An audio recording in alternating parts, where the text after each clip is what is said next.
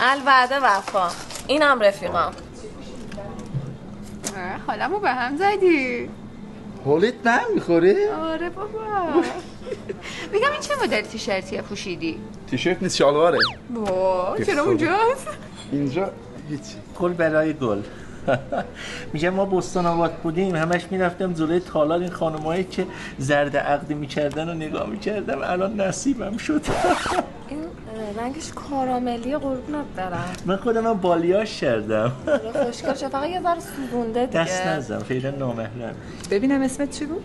فرنوش. چند نوش؟ فرنوش. نوش جونه. ببین من آرامشمو زدم دنبال دورم ها. بریم با هم دور بزنیم. بریم. بخوریم. این بعد ناموسن دست خوش دارین دمتون گرم. خیلی هبلین. برو بابا.